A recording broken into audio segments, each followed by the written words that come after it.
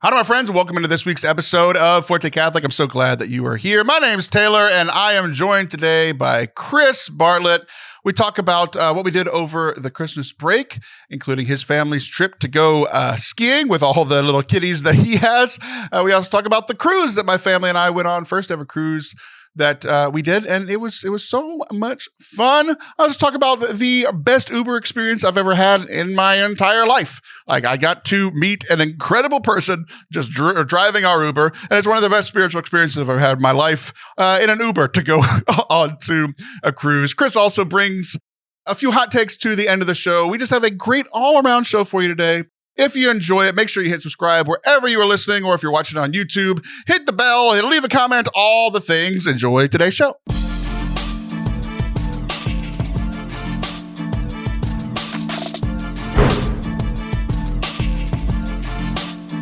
Hello there, and welcome to Forte Catholic. I am Taylor Schroll. That is Christopher New Year, same him, Bartlett. Hello, buddy. Hey, brother. How are you? I'm doing pretty good. Got a fresh fade, a high fade this time. Nice little haircut. Podcast listeners, you're missing out. I got my beard trimmed for this audio medium as well. So nice. So the 4% of our listeners that watch on YouTube are getting, I wouldn't say good looking, but the best you and I look. I shaved my beard last year. You can see my dimples. I'm back. I'm all charm. I mean, hubba. You know, the people you replaced were Allison Sullivan, Catherine Whitaker, and Liv Harrison. So, I mean, I don't think you're in the same ballpark looks-wise, but maybe you're just not my type. I didn't make the podium, but I got fourth place. I'll take it. Fourth place. You and Mr. Blevins are tied in fourth. I might be able to edge the guy out. So let's be honest. Anthony's one of the best-looking women among all of us. So. His hair is much desired. Glorious. Well, we did a Christmas episode with Mr. Blevins, the aforementioned Mr. Blevins. I did our New Year's episode, which was still kind of a Christmas season episode with Aaron Weber, which was recorded.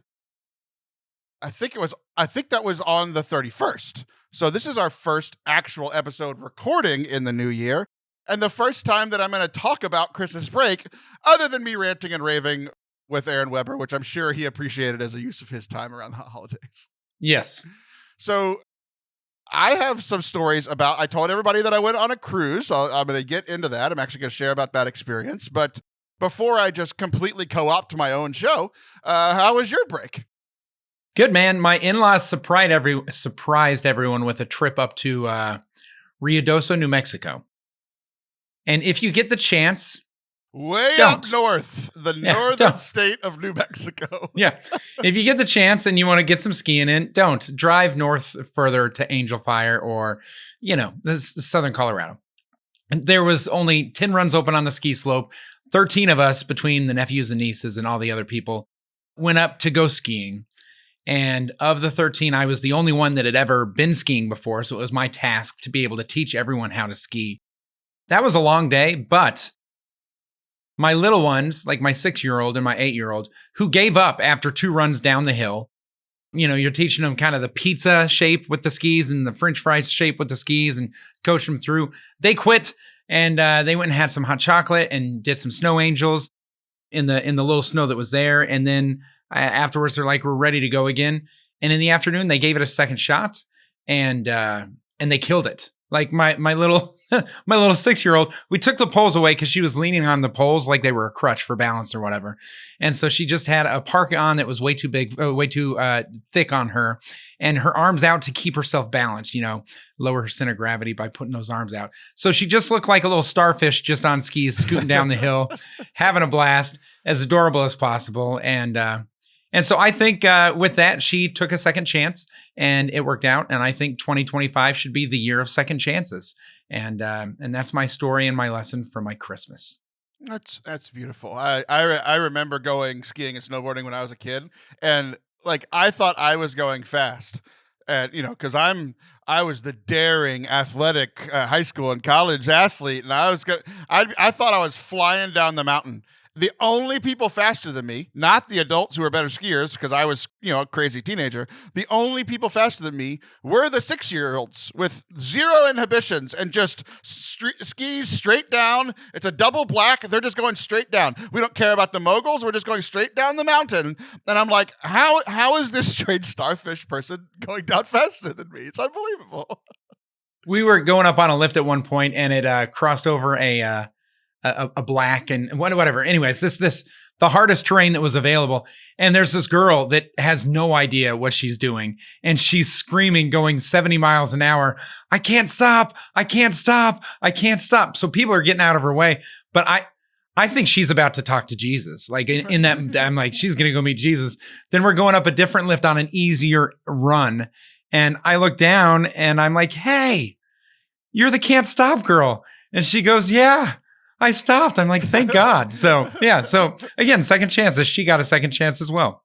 Oh, that's very fun. I wish that I would have a second chance in my adult life to go skiing or snowboarding, but as you mentioned, it's expensive, and I too went on a vacation because of my in-laws. But that's another story. So, other thing I too did a new ice adventure over this Christmas break. New as in adult fat Taylor had not done it.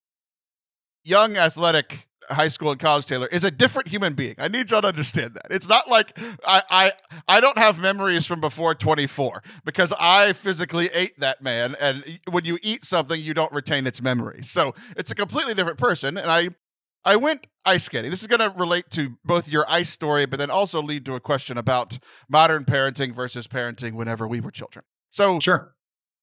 The last time I went ice skating was when I was a teenager. But my most memorable ice skating experience as a child was when my dad and my dad won tickets to this like IndyCar race near downtown Houston. I don't know if you've been to Houston. There are multiple downtowns. One of the downtowns, the Galleria area, right? Yeah, and the typical IndyCar race ice skating rink. Yeah, it makes sense. Yeah, absolutely. So we go to the IndyCar race, and then my dad won his tickets, and it was really, really fun, right? But then we had this hotel over by the Galleria, which is a very famous, mall in Houston, probably one of the most famous malls in the U.S. And they have an ice skating rink. And about 5 blocks away, it was where our hotel was. So my dad probably had a few pops at the IndyCar race because I believe the drinks were free. He was ready for bed pretty early. So he went to bed in the hotel, gave me, $20, $30 of cash, and said, go ice skate, have fun. I'm 5 blocks away from the Galleria. The little 12-year-old Taylor walks over to the Galleria. I have money to get dinner, which I did by myself in the Galleria. And then I bought, rented skates, and I skated for hours by myself and then walked back to our hotel, 11, 12 at night, something like that, got in bed, went to sleep. So, 1, that's the last time I went ice skating. 2, your story brought up how parenting is a little bit different back then. One of the things that I've noticed as a parent, and I don't know, obviously this whole, these 3 kids are the only 3 kids I've ever had. So this is my first experience of parenting, but I have noticed that it seems like this younger generation of kids is quitting things quicker than I think that I did and other people my age did. So like as kids, like I don't know if I just like understood that it cost a lot of money to go skiing and that like we drove or flew all the way over here. So like if my dad paid for skiing and I was done skiing at 10 o'clock in the morning, guess what I was doing? Skiing constantly for the rest of the day and the 2 next days because I just didn't quit. And then you said that, you brought your whole family, you and your 98 children all went up to the ski lift. That's why it was busy, by the way. You brought your family. The other people there were like, this was supposed to be a slow day. Yeah. Yep. But you mentioned that like they did all this and then they quit pretty quickly. And that is frustrating me as a parent. You've been a parent a little bit longer than I have, and you have a little bit more experience exponentially because of the amount of children that you have. Is this something that you're noticing, or is this just how all kids are and I'm just not remembering it? So there's 2 pieces in there. First of all, the economics. My kids, they quit after a couple of runs and took a break, but they were going back on the hill. I just didn't have the bandwidth to manage the quitters and motivate the ones who wanted to learn how to ski. So I was like, great, you guys go take a break because you guys are the hardest students on the mountain. But the fact that they initiated, because I was about to go to the ski lodge and be like, hey, I spent $150 on you for your lift ticket and you've only gone down twice. We got to get that per lift ride down to about $30 before you can be done. So you got 3 more times up before you can call it quits, kiddo. Right. But they initiated. So there's that. But the second piece is grit, is kind of what you're talking about. Like, your dad's like, get back on the hill. And it doesn't even make sense. And are we, in our modern parenting style, co-parenting with our children? Maybe that's a way to put it, to where we're giving them too much. Because sometimes kids don't need a friend. They need a parent. And sometimes they need a parent to make the hard decisions for them and say, you have to do this, and I'm okay being the bad guy. But I can't help but wonder if my dad was talking to a friend in his 30s and being like, man, these Gen Xers or these millennials or whatever, they're such a bunch of these days. Yeah, I mean, whatever happened to grit? When I was young, I used to have to, sharpen a pencil in my teeth, and now they have pencil sharpeners. What a bunch of cowards. Whatever. I have no idea. What's a pencil? He's not that old. But so I don't know. And then as a whole, is society getting weaker and weaker and weaker? Which is a good question. But my parenting style does throw back a little bit more to like, pull yourself up by the bootstraps. Let's go ahead and get it. And I learned it years ago because I was very much a bubble wrap parenting style for a little bit. And a friend of mine, his son was doing something on a scooter. I mean, he's like 5 years old, and he takes a digger. He wipes out good. And so I start hustling up there, and he grabs me by the arm. He goes, "That's my son. And he can sit and learn how to self-soothe from the pain for a couple of seconds while I walk calmly to him." And you were friends with Jeffrey Dahmer? Jeffrey. He's so easy on the eyes. No, but I mean, there was something about like maybe pain in that moment, maybe discomfort is a better teacher than me trying to remove it as a parent to teach him that discomfort is something to be avoided. Maybe it's something to be learned from or something to grow through. And I think that I learned a valuable lesson that has influenced my parenting ever since. Yeah, I think one of the things that's been bothering me, and I see it in the kids that I coach. So it's like, it's not just my kids and my parenting, right? Like I see it in other people's kids, like generationally. There's a lot of kids that want to quit anything pretty often. Like it's been a theme at the school that if any sport is having a good season, everybody's all in. And then if they know that it's going to be a rough season, like our school typically isn't very good at basketball on, one of the teams isn't very good. One of the other ones is, but like the team that's not very good, they're also worse than they could have been because the 3 best players decided not to play because they didn't want to be on a bad team. Whereas they're super successful in the other 2 sports that they play, right? So it's this weird thing that we're fighting with at the school. And then where I see it primarily with one of my kids is when it comes to video games. Your namesake, Chris, who we've talked about some of his other video games habits that he picked up from me, the whole yelling and talking trash. That's fine. What a save. What a save. Yeah, exactly. Because I see that. It's like, okay, that's fine. There's some competitive stuff in there, something to monitor, but not all in all bad, right? Sure. The thing that is not like me at all, that drives me nuts, that him, and I've heard this from other parents whose kids play video games, is if he is playing, he plays 3 games. If he is playing Rocket League, he will win 2-3 games in a row. If he loses 1 game, he quits and goes to Fortnite, and he'll play Fortnite until he loses a game. And if he loses a game, he rage quits and he goes to play Siege, and then he'll play Siege for a few rounds. And then whenever it's fine as long as it's like he never pushes through the loss in one thing. Whereas like, I think anybody who's ever played video games has rage quit a video game. That's a thing, right? You and I have been playing, we play for an hour and a half, and usually it's either because I'm playing bad, the team's playing bad, and someone brings that to light. Is usually like, it's like I'm pissed off, so it's actually better that I leave so I'm not yelling at my friends, right? Sure. That's a different thing than like he's quitting every like 7 minutes. It's this weird kind of thing of like, where it's like, I see something that I don't like, and yet the only solution is a strange solution. It's like, well, one, to have a conversation about it, which I've tried. But also it's like, your punishment is you can only play Fortnite today. Like I don't know what the pushing through mechanism is, which like the outcome that I want, the only rules that I can think of implementing are stupid rules.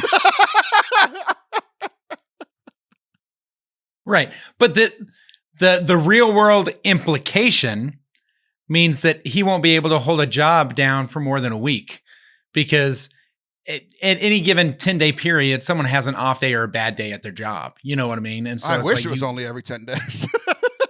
I was being optimistic. Our God is a God of second chances, 2025. Is he running for office? What is going on? He is. Yeah. Okay. Anyway, long story short, I think that there's some real world implications that they could be dangerous.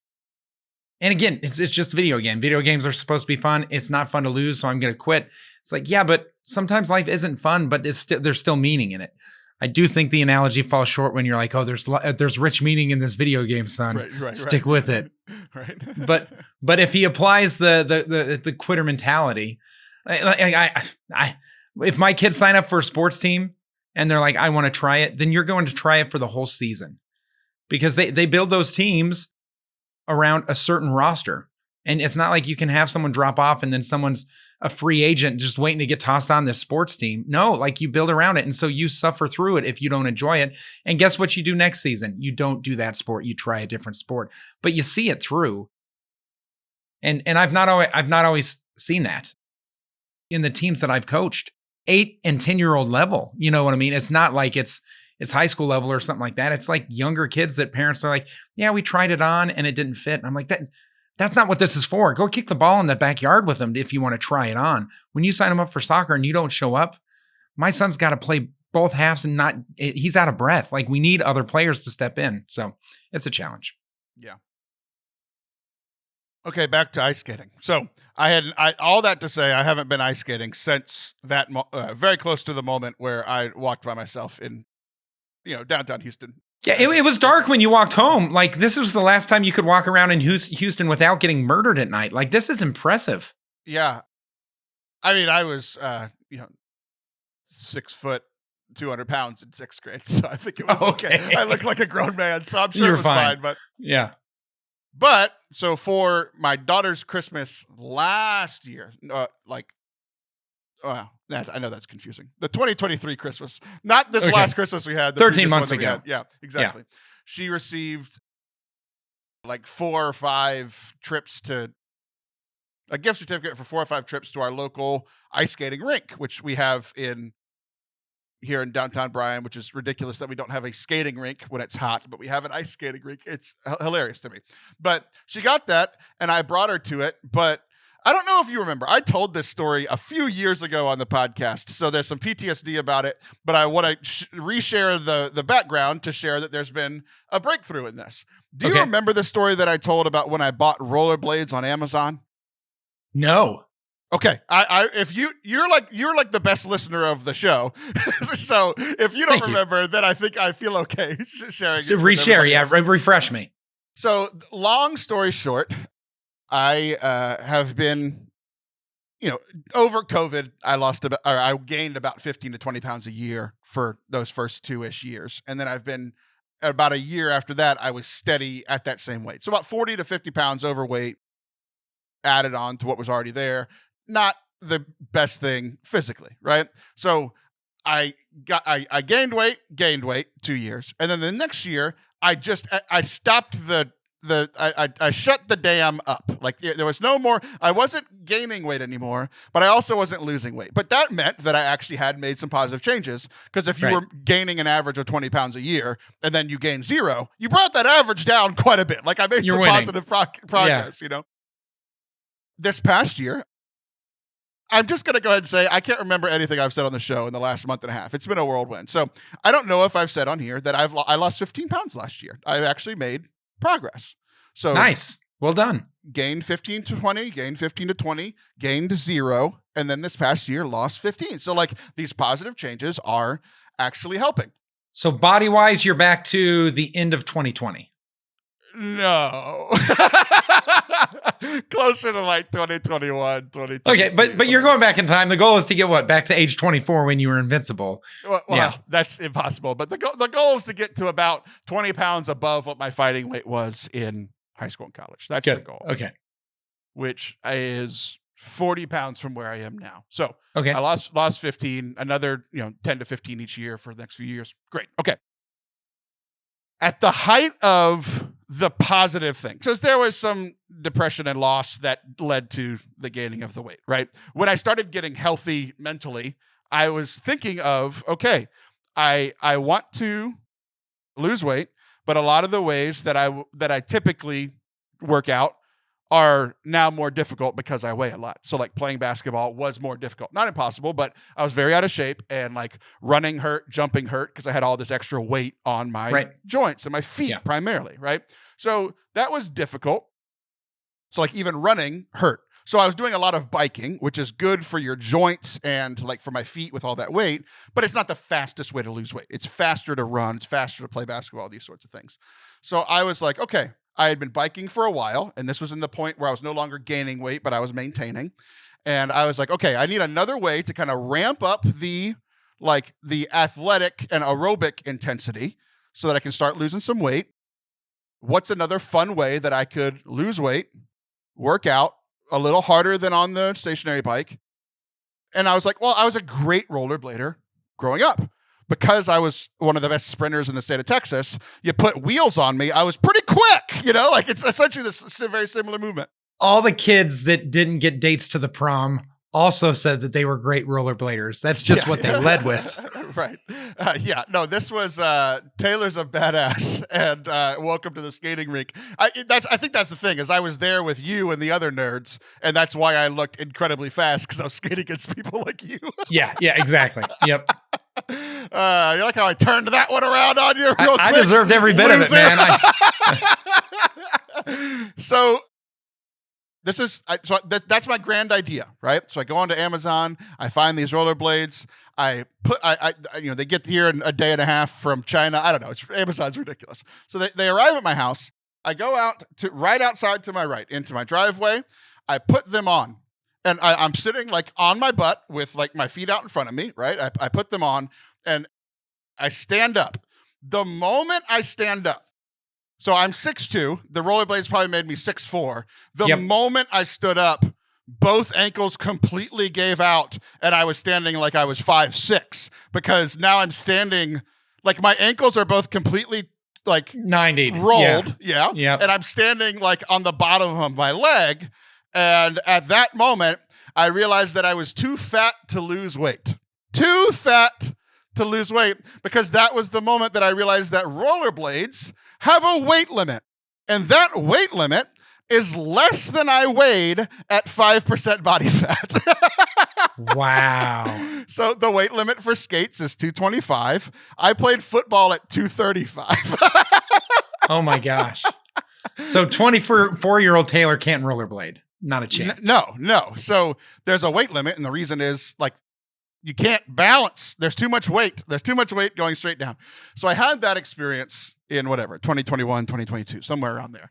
So when I took my daughter ice skating, I was like, I'm going to take you, but I'm not going to do it because I've already done this recently, and it was like incredibly depressing. Like I sat in my driveway and sobbed because I'm like, I'm too fat to not be fat. Like it was a rough day. So I'm like, look, baby, I'm going to sit here. I'm willing to sit here for about an hour and a half. I will watch you every second. Like this is your big moment, right? She's always wanted to do this. She gets to try it out for the first time. Very, very cool. I videoed her. I talked to her every time she came around. Like I'm being an active and good parent. I'm just not participating because I didn't think I can. And then towards the end of that was a year ago, like this week. A year ago this week is when I took my daughter there for the first time. And around the end of that, I saw a man who makes me look like the skinniest person that's ever lived get on that ice rink and speeding around, doing spins and stuff. So I'm like, so you're saying there's a chance? You thought it was a Zamboni with a hat on it first. And then you're like, no, this could be me. Yeah, absolutely. So I'm looking out. I mean, this guy's like over 400 pounds. Like he's a solid, large dude. So I keep that in the back of my mind. A year later, we're going to ice skate again, and we're making a family trip out of it this time. All 5 of us are going. So my PTSD is finally over from 3 years ago being, feeling like a fat slob. 2 years ago crying in my driveway because I'm too fat to lose weight. And then here I am. I've lost 15 pounds, so I do feel a little bit more confident. But I've also seen Tubby do it last year, so I'm like, okay, I think we can do this. So I put on the ice skates. Chris Bartlett, I still got it, baby. I was incredible. I was moving around incredibly around the ice skating ring. I was leaving my kids in the dust. It was awesome. I felt great. It was like a huge moment of healing for me on the ice skating rink in Central Texas. That's where we think healing's coming from, guys. You just had to ice it a little bit. Yeah. Again, this goes back to our theme. Our God is a God of second chances, 2025. Who's his vice president? It can't be the Son of the Holy Spirit because they're the same person. Or no, that's they're true. The same God, 3 persons. So who is God's vice president? Vice president? It can't be Mary. And it doesn't make sense for it to be the Pope. St. Joseph, I think that's a pretty safe vice president because he doesn't say much. He's just kind of like, yeah, go God. Let's do it. Yeah, and nobody cares about what the vice president says anyway. Exactly. He's a perfect fit. I think that's perfect. Yeah. Mary's like, I don't want that kind of stress in my life. I've already dealt with that stuff. Leave me alone. Yeah. I did my time. That's nepotism. Yeah, absolutely. Absolutely. You picked your bride? That'd be like Bill picking Hillary, and nobody wanted that. So yeah, we went ice skating, and it was great, and we had a big breakthrough. It was awesome. Yeah, that's awesome. I came home with some what do they call them? Those little water pockets on your feet. What are those called? Blisters? Yeah, I had some of those, but other than that, it went really well. Water pockets on your feet. It's like a caveman trying to explain what a blister is. Water pocket foot. Water pocket. My foot is leaking. Yeah. Okay. Now I'd like to share about now I'd like to get to where I planned on starting 27 minutes into this. Let's go. I went on a cruise, and just like you, we were brought by family members. My sister and her husband. That was their Christmas gift to me, my wife, and my 3 kids. And we went on this cruise. The cruise was incredible, but the best Catholic story happened right before the cruise. Like, genuinely, I'm getting goosebumps again. I've told this story once in person. It happened once, and I'm about to tell it now. Trifecta, I've gotten goosebumps every time. I haven't even told you what it is yet. Can I guess? Yeah, please. You get three guesses. The mass right before you went on the cruise. No. You showed up a couple minutes late, and they took you to a room, and they walked you onto a ship. And they said, here's an all-inclusive cruise for showing up to mass. You lost me at the mass. Okay. You had a bad experience. I'm sorry. You have 2 more guesses. I'm not even going to take a shot. I want to hear the story. Well, what's funny is you would literally never guess this because it's one of the craziest things that's ever happened to me. Okay. Do it. This all happened in an Uber. Did you see that coming? No, not at all. Okay, so how this works is there's parking right in front of the cruise boat, but it costs more to park there for the 5 days than it does to go on the cruise. So we parked at this other parking lot, and we Ubered from the parking lot. Like, that was incredibly cheaper to have. Saved hundreds of dollars. Yeah. Two transactions instead of one was actually like literally a fifth of the price of what it would have been for one transaction. We get in this Uber, we load up all of our luggage into this guy's Uber, and right when I get in, we realized that like we saw immediately that he was an older man, like probably in his 70s, 70 to 75, I would guess. I'm sure after I tell the story, somebody could do some actual math and figure it out, but maybe even older, right? But that would be my guess, 70 to 75. The thing that I didn't realize is that he has a very thick accent. I didn't really hear it when we were, talking through the window or whatever. It's a very thick accent that I don't recognize, but I'm guessing it's like European, Eastern Bloc, Russia, somewhere around there. I can't really tell where this guy's from. And so we're talking for a while. He asks us, like, it's pretty obvious we're going on a cruise. Like, he Ubers in Galveston, and we have, 2 packs of luggage each. Like, he's like, where are you going on the cruise? Like, that's my terrible accent, but you don't know how bad it is because you don't know what country he's from yet. But it's, I promise you it's terrible. But, we're talking about, I want to suck your blood, that sort of thing. So he's asking us about the cruise. We get to talk about that. And then about 5 minutes into the drive, it's about a 15-minute drive. he kind of stops asking about us. So I, am just being a nice person and trying to be a conversationalist. And I said, well, I noticed that you have an accent. Where are you from? Where's your accent from? He said, well, I am from Poland. Now you know how bad the accent is. That's my Polish accent. So he says he's from Poland. And I'm, being the idiot that I am. What's the one thing that I know about Poland, Christopher Bartlett?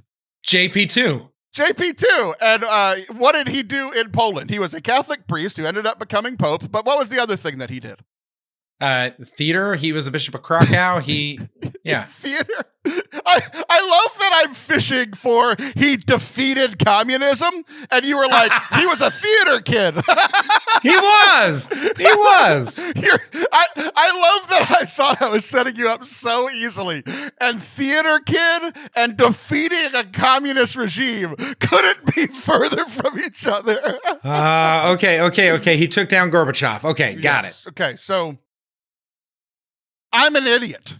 And I'm in an Uber, and I'm like, well, I have one fact about Poland. Let me throw it at this guy. I don't know his religious affiliation. All I know is that he's from Poland. And I said, oh, we're Catholic.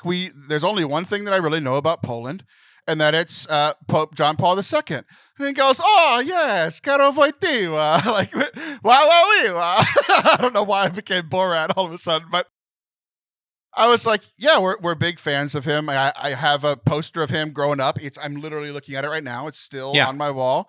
And I'm like, yeah, we love him. And he says, oh, he was my professor at university. I'm like, wait. Wow. What?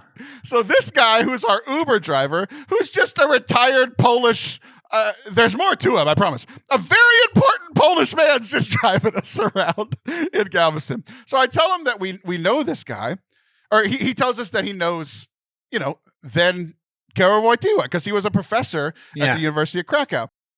And this guy said, he was a professor, and he did all the stuff that we've heard about him. That he did all these outdoor excursions with all these young people. This guy was one of those young people. Like, wow. he's just hanging out he's hiked with a saint. Yeah, that's amazing. Unreal. And he's driving me to a Royal Caribbean cruise. It's incredible. So we get to talking with him, and he's like, yeah, I knew him. He was my professor. I actually studied and ended up becoming a professor myself and taught at another university. It's another big city in Poland that I can't remember. And even if I did, I wouldn't pronounce it correctly, especially with my Polish accent. So he became a professor. And then so I was asking, we kind of talked about that. We're already like overblown the fact that this man has met, like, I kind of reached over, like, I'm looking back at my wife because I'm in the front seat and she's in like the middle seat, and she's like, touch him, touch his arm. So like, he's a second class relic. Yeah. So I did. I ended up laughing and touching his arm, and then she touched my hand later. So we all felt very. Like, that's about as weird Catholic as the Schrolls get, Yeah, but that tracks. That's beautiful. Yep. Yeah. So then he's telling. I was like, yeah, like, we know that he was a big part in defeating communism. He's like, yeah, I was a part of that too. And we're like, wait. So we asked him when he came to America. And he said it was many, many years ago. I forget the year, but it was like 30 or 40 years ago that he came to Poland, or that he came to the U.S. from Stateside. Poland. Yeah. And long story short, I don't remember the exact order of the story that he was telling, but a few of the main things that I remember. One, he was not allowed to. He was put in prisoner of war camps in Poland by the communists because he was part of this anti-communist group. A lot of the professors, these smart, intellectual people, the communists came in and they were like, we don't want you teaching good things because good things don't align with what we are. So they just arrested him. He didn't really commit a crime other than just being a smart person in the country of Poland. And he got put into these torture camps. This man was tortured for being a Polish man and being a Polish intellectual and a person of faith and all these things, right? So he was persecuted for all three of those things: faith, intellect, being Polish, all these things, right? Right. He gets freed after many, many years. I believe he said it was the British soldiers came in, but another country comes in to where he was. They release all these prisoners, but because it's not safe for them in Poland, that's when he came over to the U.S. But even though Poland now has defeated the communists, and John Paul II was a big part of that, it was still not safe for him to go back to Poland because there were still like communist cells there that knew who he was, and they might, walk up to him and end his life, right? So I asked him if he ever got to go back, and he said no, because of that reason. He said that he finally did get to go back to Poland a couple of years ago. So he hadn't been back since he was a younger man, and now he's 70-ish years old. He goes back to Poland, and the whole time he's there, he has Polish Secret Service standing with him to protect him from, he's back for the first time in 40 years. Somebody might try to kill him, right?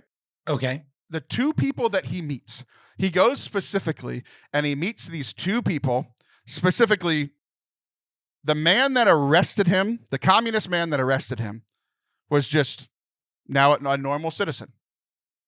And he met him, he sat with that man, they talked, and he said he forgave them. He's like, I'm a man of faith. I'm a man of Jesus. Even Jesus forgave his enemies. I am going to forgive my enemies. I know that you were just doing your job, that you weren't really down with the cause, but you were either forced to do this or it was just your job. This is what you signed up for, and you arrested me.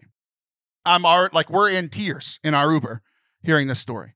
And then he said that the second man that he met was the man who tortured him in prison. No. Like the prison guard, the man who tortured him, and my kids were in the car, so he didn't say what it was, but he started getting a little teary-eyed too. He did not have a good time in this torture facility. Yes, good. Yes, yeah, right. That goes without saying. Okay. Yeah. He met with that man, and I'm starting to get teary-eyed now. He met with that man, forgave that man. Very similar spiel, talking about how, hate and unforgiveness only hurts myself. It doesn't hurt the other person. I needed to forgive these people for my own self years before I ever met them. And all I'm doing is reporting to them that I forgave them 20, 30, 40 years ago, whatever it was, right?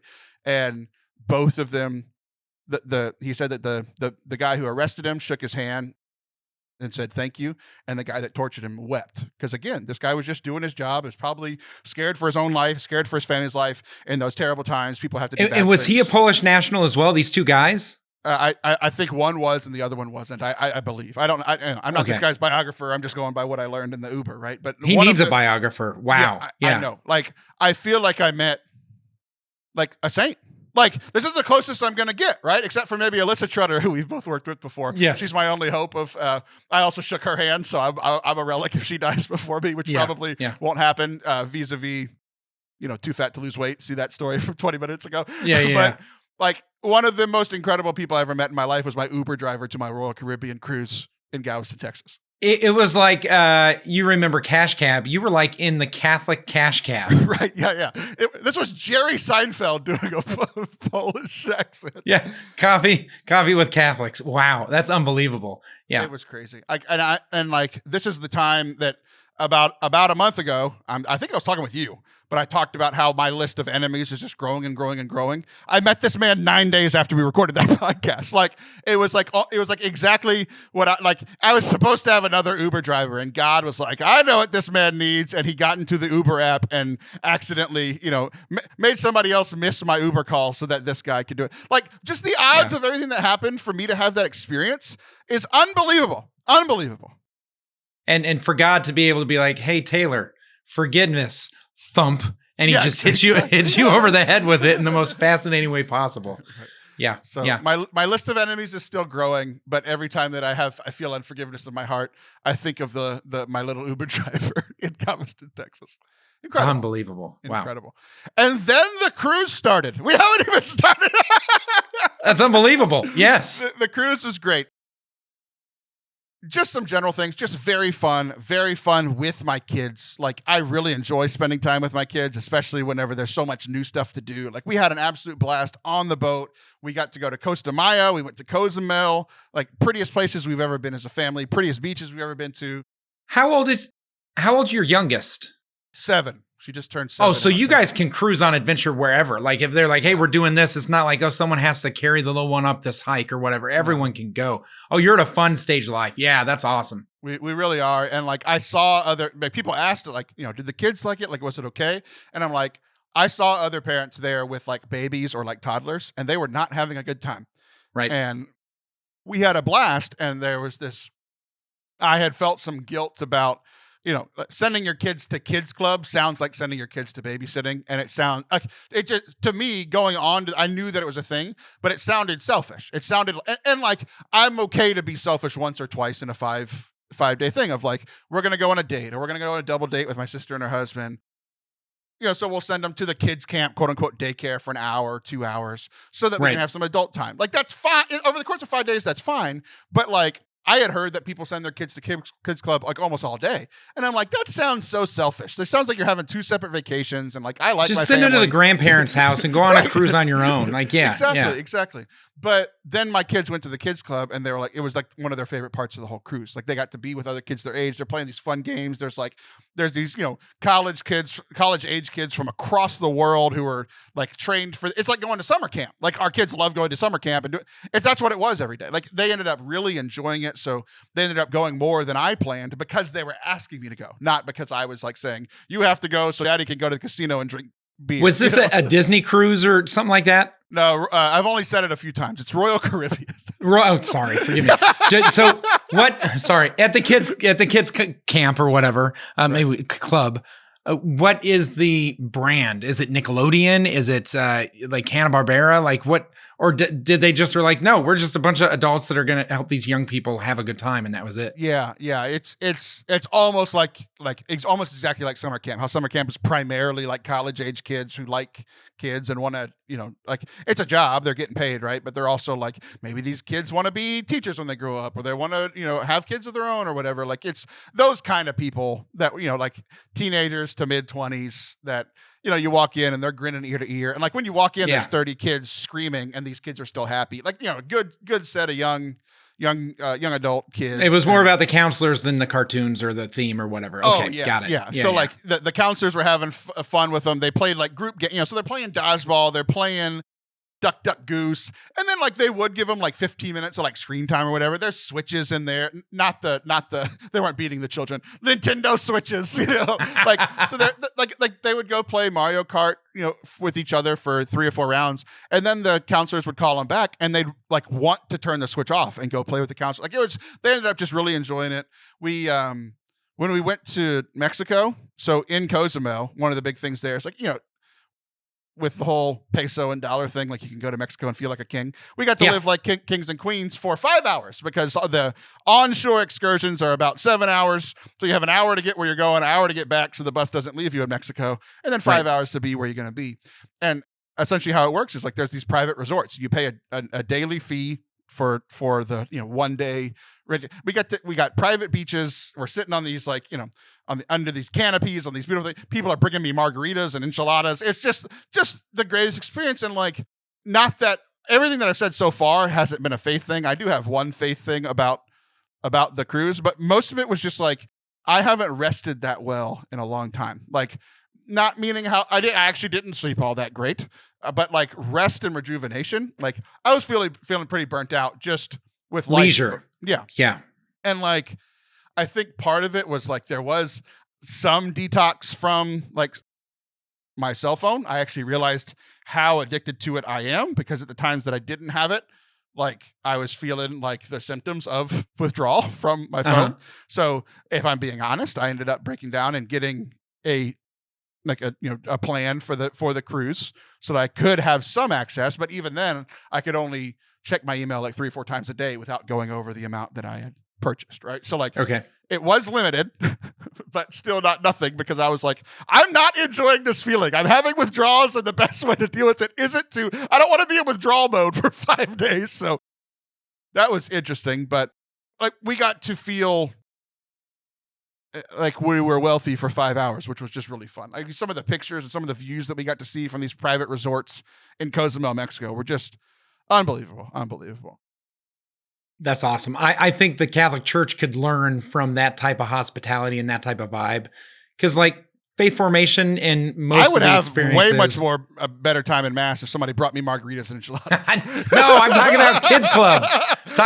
Club to where because there's this enthusiasm that it sounded like they were greeted with. Like the second they stepped into kids club, there was an enthusiasm, and sometimes it feels like faith formation for for kids feels like a necessary, like, you got to get your sacraments. So we got to do this. So we got to have, and even the enthusiastic volunteers kind of get beaten down by it by mid-semester. You know what I mean? So I wonder how they keep those college kids motivated, or those young adults motivated. Money. They pay them money. Something that the church doesn't do to its employees Touché. or volunteers. Touche. All right. What was your Catholic takeaway? Okay. Catholic takeaway. So this was the first night. So this is only hours after I talked to John Paul II's friend. So I had that faith experience. So I'm already a little emotional, right? And I'm having a good time. It's all very new. But then right when we get on, this is the week before Christmas. So we're in this very secular place. We're on a Royal Caribbean cruise. Like, it's meant for partying. And like, we got on the boat Saturday at noon, which meant we were on the boat all Sunday. So you know where we didn't go? Mass, because we were traveling and it wasn't an option. But we had a very spiritual experience. One of the best Christmas experiences I've ever had in my entire life was in the middle of this cruise on the first night, because it's Christmas. And so what are they going to do on Christmas? They're going to light up the large Christmas tree. If you've never been on a cruise, like I had never been on a cruise, I mentioned the Galleria earlier, how it's like one of the best and biggest malls in all of America. Yep. So imagine that on a boat. That's what's in the middle of this cruise ship. There's like a 5-story mall where it's like shops and food, and we literally called it the Galleria because we had just been there a few weeks before. Like, sure. Like we're going to the Galleria, and that's where we went, right? Well, in this beautiful, beautiful place, picture the most beautiful mall you've ever been to, or hotel, most beautiful hotel. That's what this looks like in the middle of this ship. And they're going to light up the Christmas tree at 6 or 7 at night or whatever. So everybody gathered. We ended up standing in this like, open area on the ship for, 30 minutes. But over the course of the 30 minutes, we were some of the first people there. There ended up being, my guess is like 750 to 1,000 people gathered for this Christmas tree lighting. Yeah. And what we didn't know was going to happen is they went out and they handed out song sheets. Kind of like a song sheet that you would get at church, especially around Christmas time. Here's our pamphlet. Here's our 4 hymns that we're doing. And it was 3 hymns. And then the last song was We Wish You a Merry Christmas. And that was after. So we were going to sing these 3 hymns. I have goosebumps again. 3 hymns. And then we're going to light the tree. And then we were all going to sing We Wish You a Merry Christmas, the more like secular Christmas song, right? So there are 750 to 1,000 people standing there. And we start singing these hymns. There's a band playing literally I could touch the saxophonist, which he was a very good looking man. I didn't do it, but I think a lot of the other people there did. Sure. Awesome band. They had, so all the staff on these cruises is all from literally all these other countries over the world. They're all standing there lined up. They're like the choir. They're singing. I've never heard a group of 750 to 1,000 people sing more loudly, more joy-filled, more passionate. Like I've never had a more joy-filled Christmas singing experience, and I've been to church my entire life. Yeah. And we're singing "Oh Holy Night," "Silent Night," another hymn that I can't remember. Like these, list your 3 favorite Christmas hymns. It's probably the 3 that we sang, and then we did the one "We Wish You Merry Christmas" at the end. Dude, I'm like tearing up because I'm like, this is Christmas. And you were already kind of alluding to like how the church can do things better and what I learned from the cruise. Man, yeah. I don't know exactly what the solution is, but just the freedom and the people were not holding back at all. And this place was roaring with these hymns to the baby Jesus, these Christmas hymns. And I've never heard anybody in a church worship like we worship Jesus that evening in the most secular Christmas setting I've ever been in. And they weren't there to see the band or to listen. They participated. Yes. Everyone was engaged. And I would imagine a very large portion of the people there were probably practicing Christians. But I would also assume that a lot of the portion of people there were non-practicing former Christians. But it didn't matter. And I actually love that, I'm making assumptions, but that I would imagine a lot of people had the similar experience that I did of this was special. Like, Yeah. I didn't come out of, I've already shared with the Aaron Weber episode, my 2 Christmas experiences. Not grand. So this was by far my best Christmas experience this year. But I'm thinking even of like when I left church earlier, it's like everybody in church is like, oh, holy night. Instead of the 1,000 people on the cruise, oh, holy night. Like everybody was like, going for it with uninhibited, and it was beautiful. And I'm sitting here being like, this is better than the mass that I'm supposed to be at right now, but I can't because I'm on a boat in the middle of the Gulf of America. The Gulf of America. Yes, that is what it's called. Yep. Have you not paid attention to the news this last week? No. Are they renaming it?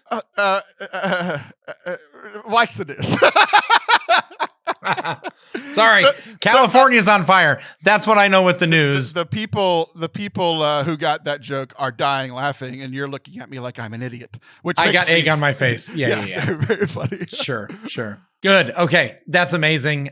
Larger than life. This holy moment on a boat. This holy moment.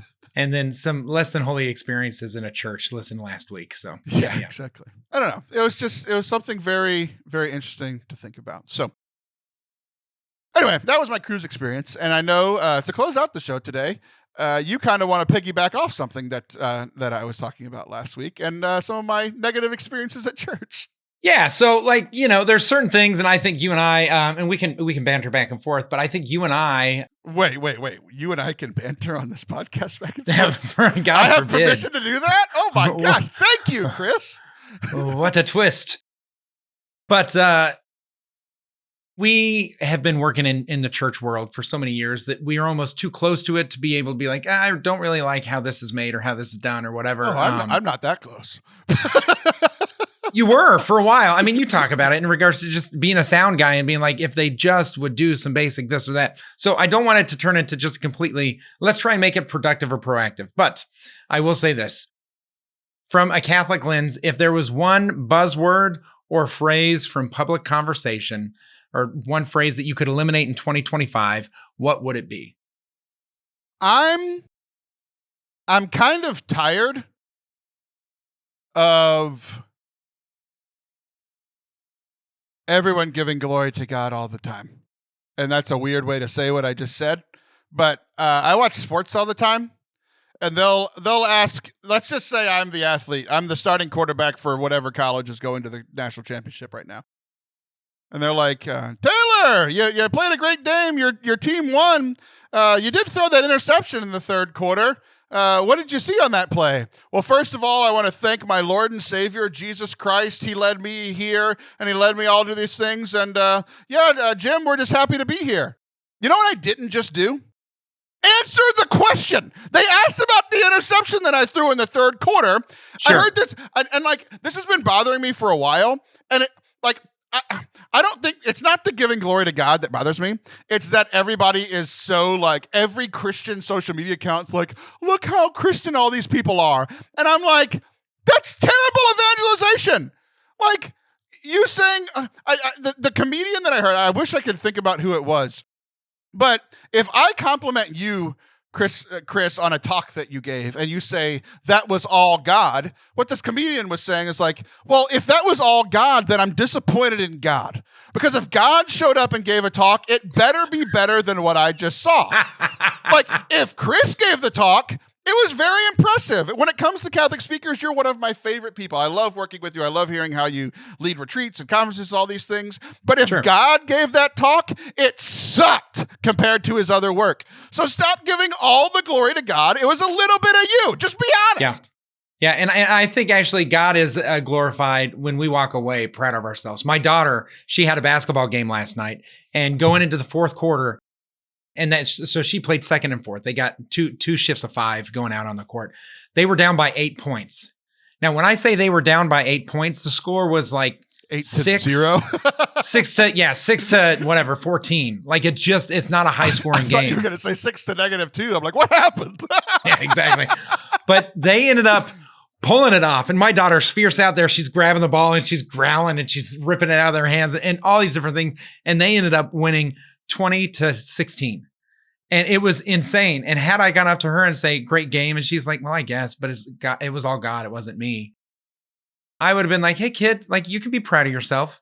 But instead she goes, yeah, that was awesome. And she beamed.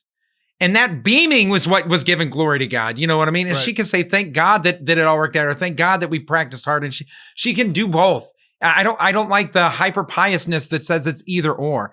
Hey, great talk. Don't tell me that's all God. And because I've said that to people, great job. And they've said, no, don't thank me. Thank God. Oh, you can be assured I will never tell it to you again. I'll never say anything nice to you ever again. If you say now that I feel to me, ashamed I'm for never being gonna charitable. Yeah. Next time I will make it a point to walk up and be like, that talk, not very good. Let's see what you say now. All glory to God. You're going to blame him for that terrible talk, you loser.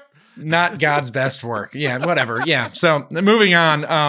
I have one, a buzzword that I'd like to see go, and that's let go and let God. And this one has been around forever, but it's like, hey, you're going through a hard time. Let go and let God. I feel like it's so dismissive when actually there's beauty and lessons to be learned while carrying the cross. Like, you know what? Like, don't, yes, surrender it. Yes, you want to, but Jesus talks about how his yoke is easy and his burden is light. You know what that means? That there's a yoke and there's a burden. He says it's easy and it's light, but it implies that there's hardship, and let go and let God is dismissive of that reality and how he wants to be yoked to that hardship so that we can grow and we can journey. The goal of Christian life is not to be comfortable. The goal is to be impactful, to be meaningful, to be saints. And that's forged. That's not something that's just by being nice to one another. And so the let go and let God just speaks to a style of Christianity that I think lacks the depth that I think God calls us to. So there you go. I don't know if I've ever believed Jesus when he says that his yoke is easy, his burden is light. I haven't experienced that truth yet. I'm sure it's true because he said it, but that's not been my experience. Oh my gosh. Okay. I was just get frustrated. I'm like, yeah, you're in heaven. I'm here on earth where the burdens are heavy. Too heavy for rollerblades, that's for sure. Oh my gosh. And imagine rollerblade Jesus. He's like, I died for you so that Taylor could one day stand on you. Yeah. I had a t-shirt with rollerblade Jesus on it. He was hippie Jesus riding rollerblades. That was my junior high faith experience. Very nice. Very nice. Yeah, Good. Okay, this will be my last question, and you can choose to answer it or throw it back at me. But what's a practice, a tradition or a practice that Catholics do that you hope disappears? This isn't a phrase, this isn't a word, a buzzword or anything like that, but it's a practice. I've got some friends that are like shaking hands at the sign of peace. That needs to go. Or some people post-COVID, like that needs to come back or whatever. But what's a practice? You know, it's funny about I'm gonna let you answer first, but I am gonna respond to something. I gotta think about this, but I am gonna respond to the sign of peace. What is the point of the sign of peace? There's some scriptural references. What do you think the point of the sign of peace is? Probably to make the congregation right with each other so that they can be an offering on the altar. Is that the right answer? Yeah, 100%. You passed Bible class. It all goes back to that. Essentially, don't come to the Lord. Don't come to the altar. If you have a problem with your brother, go and deal it. Don't go deal with your brother. Which is the funniest version of always that. Like, I thought about it whenever the priest was reading that reading for mass, and then we did the sign of peace. I just always thought it'd be hilarious if the priest left mass for like 5 minutes because he couldn't come to the altar until he dealt with his janitor that he yelled at earlier in the day. Like that's always the funniest version of that to me. But you're right, and I don't do that correctly because typically, it's just a time for me to hug my children and kiss my wife, like in the middle of church, because that's what the sign of peace is typically for. Sure. Remember all those enemies that I've been telling you about? I sat near one the other day. Guess who I didn't turn to and shake their hand because I don't like them? Oh, you missed that opportunity. No. I didn't miss the opportunity. I will never shake his hand. So he just needs to sit somewhere else. That's the solution. So yeah, that was real interesting. I had someone when they did the sign of peace with someone they had beef with, the person said to him, "Christ's peace be with you, not mine," and shook their hand. They said, "Not mine?" Yeah, Christ's peace, not mine, right, be with you. And I thought that was pretty savage. Not me, not Hermione. Yo. So, yeah. Okay, you do yours. I'll try to think of one. Yeah. My behavior or my little tradition or habit, I think, is I'm a logistics guy. I'm a type A personality. You're aware of this. It's good in certain contexts, but it drives me nuts in other contexts. And sometimes it drives other people nuts in multiple contexts. So, yep. With that being said, during communion, especially when there's, 400, 600, 800 people receiving Holy Communion, the people who do these pre-reception gestures, they go beyond just a reverent bow or something like that. They have to make 32 signs of the cross and tell someone to steal second base, whatever it is. And they wait until the person in front of them have received to take the 4 to 7 seconds to do all these things. It drives me nuts because the God of the universe is like, oh, you did it behind the person. It's like, no, it's an act of charity to go ahead and take care of that. Do your reverent bow, whatever it is. But Chris, the Lord can't see them do it because the eyes of the Lord are clearly in the middle of the host. Have you never seen the eyes in the host? That's how God sees.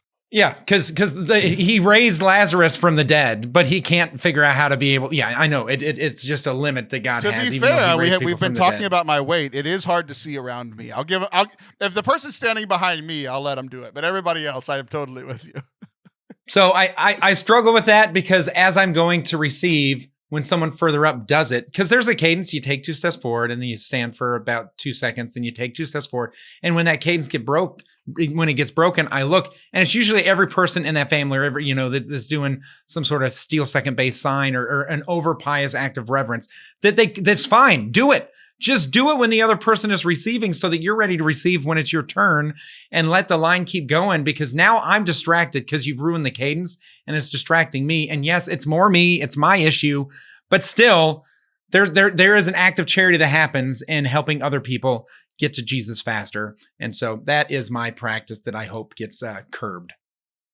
Yeah, I do have one. Mine is more about how other people judge other people's spiritual lives, and how when everybody. One of the beautiful things about Catholicism is that it's universal, so everybody can have a different experience. So I just hate it when people complain about how other people encounter the Lord, how they maybe how they pray or how they approach the Eucharist in line. I hate when people do that, and I really wish it would stop. I feel called out. I'm so hurt right now. As someone who enjoys the rosary, talking to someone who struggles to engage with the rosary, I'm okay with that. But if you mess up my logistics in mass, right, I'm done. Canceled. I'm just trying to do my best G.K. Chesterton impression. He said, "What's wrong with the world? I am." And I said, "What's wrong with the world? You are." That's a saintly thing to do, I think. Thank you. It's very good. What's funny is you asked me this question beforehand, and I had a bunch of things going through my mind, but then you told me to be more positive. So I think we're just going to end. Well, look at you learning from your cabbie, dude. I think that's great. Let's do it. I know, dude. Honestly, I haven't had a more impactful moment in my life, period, than that conversation with that man. Just the amount of, I think it kind of goes back to the thing that pisses me off. So many times when people say all glory to God, I don't believe them. I think it's BS, and they're just saying what they think that they should say. I think that so many people say the things that they think are correct. And yet when this man said that he forgave his enemies and actually told the story of how he actually did it, I actually believed him. And I think that genuine, actual being like Christ made it so evident whenever it's performative. And it kind of shed a light for me on the performative crap that drives me insane. Yeah. When you put up something fake versus something real, the fake looks even more fake than it did when you were just looking at the fake by itself. Yep.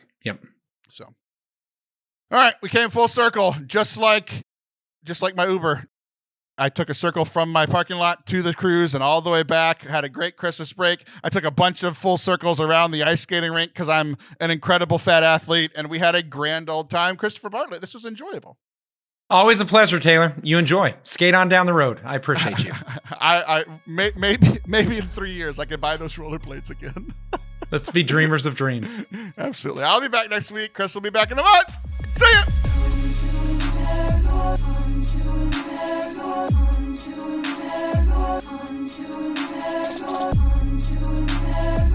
Thank you for watching and listening to today. I hope that you enjoyed it. If you did, hit subscribe if you haven't already. Also, we are in need of a few donors. If you want to support the work that we are doing here, this is a Catholic nonprofit, and prices have been going up on things, so we need some help in the financial department. If you want to support some great Catholic media, not only our shows, but the other shows that we work on their editing and production, and also just all the other ministries that we are involved in, you can go to fortecatholic.com/donate. You can give a one-time donation, you can give a monthly donation. All of it helps. I really appreciate you and for watching and listening today, for your prayers and your donations. Until next time, love you.